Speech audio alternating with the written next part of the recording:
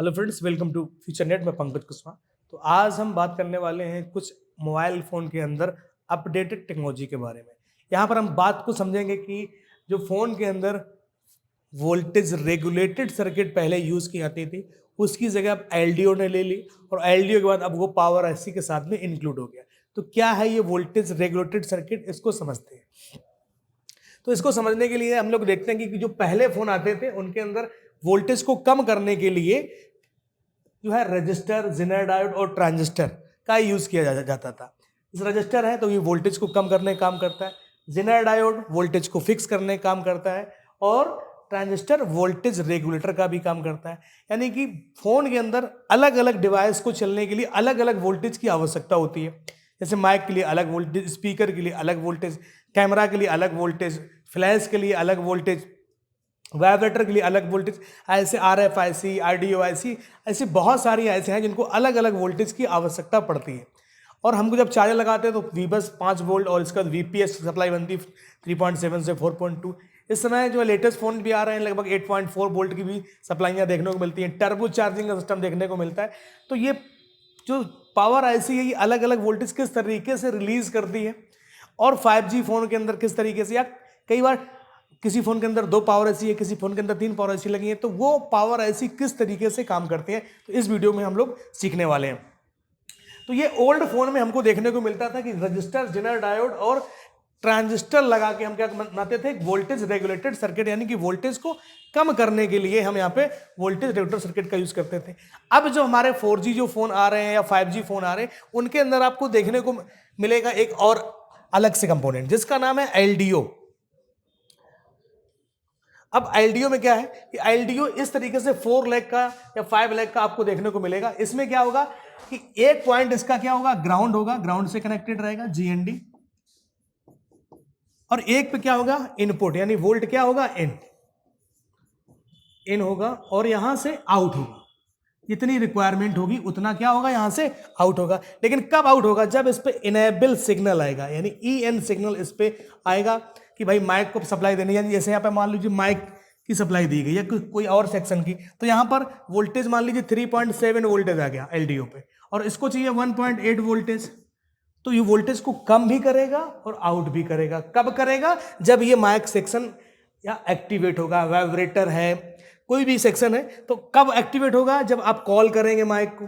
जब कॉल करेंगे तभी तो माइक चलेगा, या फिर रिकॉर्डिंग करेंगे तो, या किसी कॉल आएगी तो वाइब्रेटर की बात कर रहे हैं, स्पीकर की बात कर रहे हैं। तो पहले ये वाली circuit voltage regulator circuit use होती थी, फिर इसके बाद एलडीओ सर्किट यूज होने लगी कि बहुत सारे एलडीओ फोन के अंदर देखने को मिलते थे। हालांकि आज के डेट में ये कुछ फोनों के अंदर आपको देखने को मिल भी सकते हैं और नहीं भी मिल सकते हैं।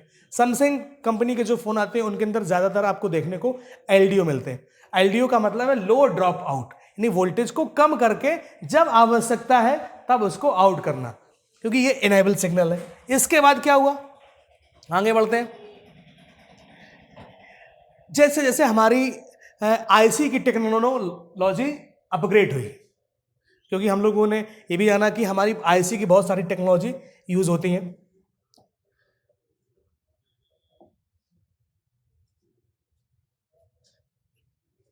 जैसे कि SSI small scale integration, MSI medium scale integration, LSI large scale integration और VLSI very large scale integration. और इस टाइम जो प्रेजेंट टाइम आईसी की जो टेक्नोलॉजी चल रही है ULSI ultra large scale integration, या कुछ लोग इसको बोलते हैं VVLSI very very large scale integration.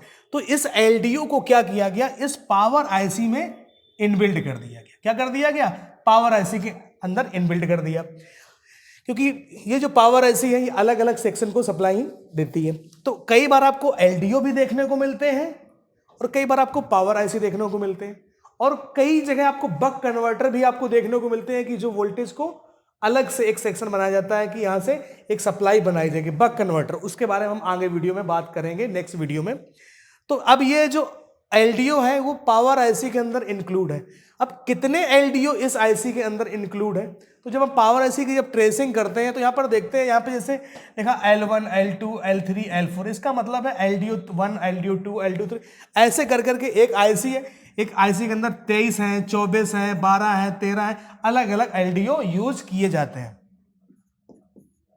अब एलडीओ अब जब LDO यूज किया जाएगा तो इस पर आपको एक कोडिंग देखने को मिलेगी, ये वोल्टेज क्या है।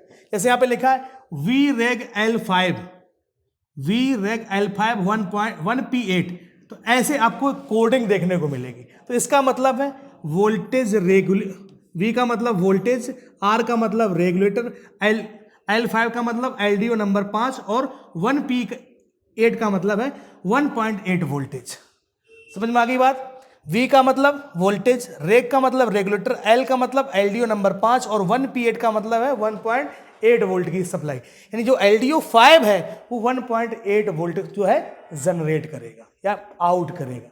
इतनी बात समझ में आई। तो LDO पहले कंपोनेंट देखने को मिलते थे, फिर ये विलुप्त हुए, अब आपको नहीं देखने को मिलेंगे।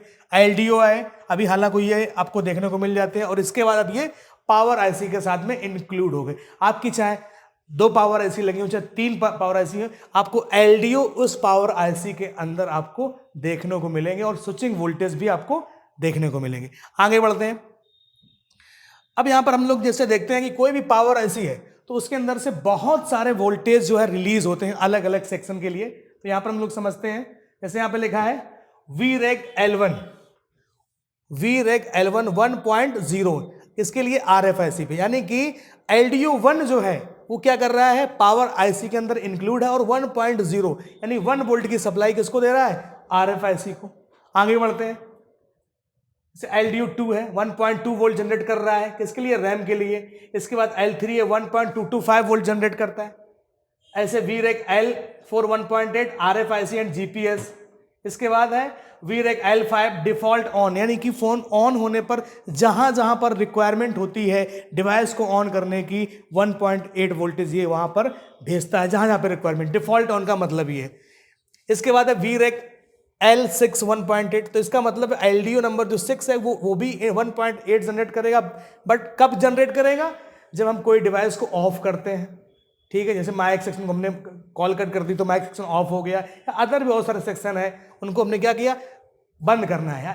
क्योंकि ये जो आप जब आगे सर्किट में कहीं देखेंगे तो ये कई बार सिग्नल को इनेबल करने के लिए भी 1.8 की सप्लाई जाती है। तो डिफॉल्ट ऑन और डिफॉल्ट ऑफ, यानी कि डिवाइस को ऑन करने के लिए 1.8 जहां जहां पर रिक्वायरमेंट है, डिवाइस को ऑफ करने के लिए 1.8, LDO नंबर 6 जो फोन के अंदर जहां पर डिवाइस ऑफ होंगी तो ये 1.8 वहां से सप्लाई पहुंचेगी। आगे देखते हैं। VREG L7 1.8 एनालॉग सर्किट को चलाने के लिए। इसके बाद L8 यानी LDO 8 2.9 वोल्टेज किसके लिए जाएगा, eMMC IC के लिए।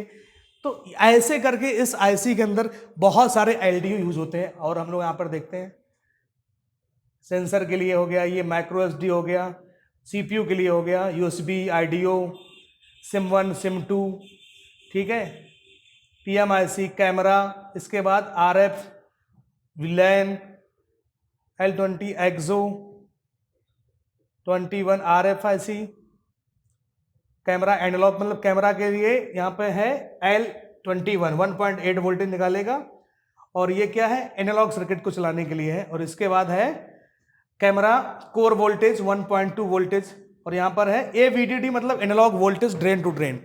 ठीक, ऐसी सप्लाई है, मतलब कि ये पूरी लिस्ट है कि कहाँ से कौन कौन सप्लाई किस डिवाइस को चलाती है।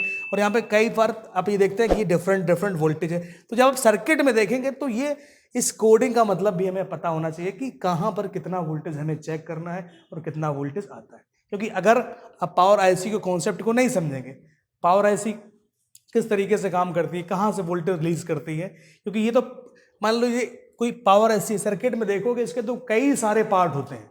ये मान लो ए पार्ट हो गया, B हो गया, C D E, इस तरीके से हर IC के बहुत सारे पार्ट होते हैं। अब यहाँ पर हमने देखा कि ये IC LDO के ऊपर किस तरीके से काम करती है। कोई भी पावर IC है उसके अंदर LDO आपको निश्चित मिलेंगे डिफरेंट। अब चाहे वो 2 पावर IC हो चाहे 3 पावर IC हो, अगर इस वीडियो से आपने कुछ ना कुछ सीखा है तो मुझे कमेंट करके बताइए। मेरे वीडियो आप कहाँ से देखते हैं कमेंट करके बताइए।